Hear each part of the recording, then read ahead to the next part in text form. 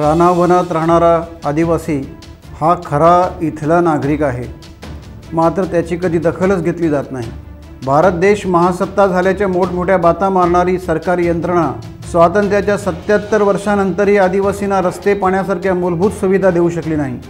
पेण तालुक्यातील ग्रुप ग्रामपंचायत आंबिवली हद्दीत माळवाडी आदिवासी वाडीच्या महिलांना आज पाण्यासाठी पायपीट करावी लागत आहे। एका छोट्याशा डबक्यातून आदिवासी लोक पाणी भरत आहेत। आदिवासी वाडीला आजपर्यंत पिण्याच्या शुद्ध पाण्यासह रस्ता देखील नाही।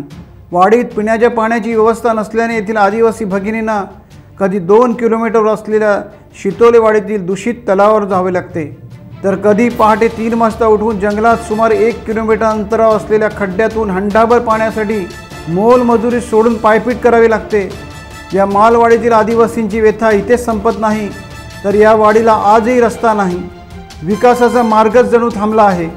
सुमारे 200च्या आसपास लोकसंख्या असलेल्या या माळवाडीसाठी 2 वर्षांपूर्वी जलजीवन मिशन योजनेतून सुमारे 45 लाख रुपये मंजूर झाले, ठेकेही देण्यात आले, पण ना रस्ता ना पाणी। आजही हे लोक रस्ता आणि पाण्याची वाट बघत आहेत। शेवटी आदिवासींनीच निर्णय घेतला, आता थांबायचं नाही, शासनाला जागे करून सोडायचेच। या निर्धाराने आज मालवाडीतील आदिवासींनी जलसमाधी घेण्याचा निर्णय घेतला।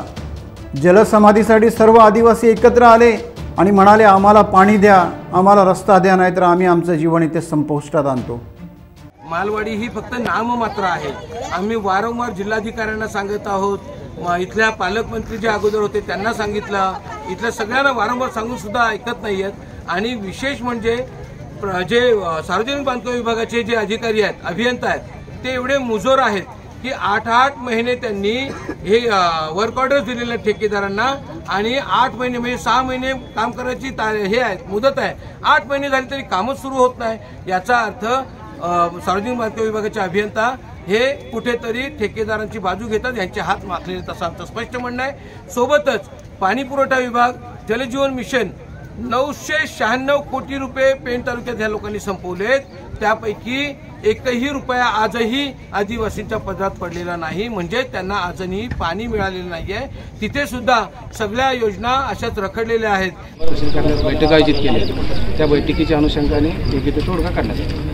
पाटपूर साहेब, उद्या तुम्ही पाणी देणार आहात, पाण्याचे सोर्स काय आहेत तुमच्याजवळ?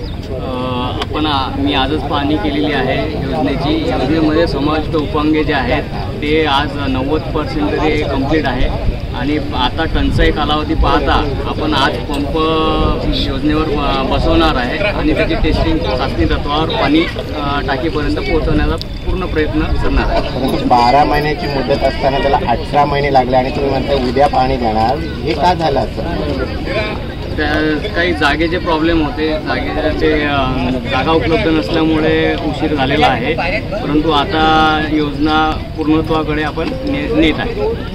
टाइम्स डिजिटलला लाईक करा, शेअर करा, सबस्क्राईब करा आणि बेल आयकॉन दाबायला विसरू नका। Times digital.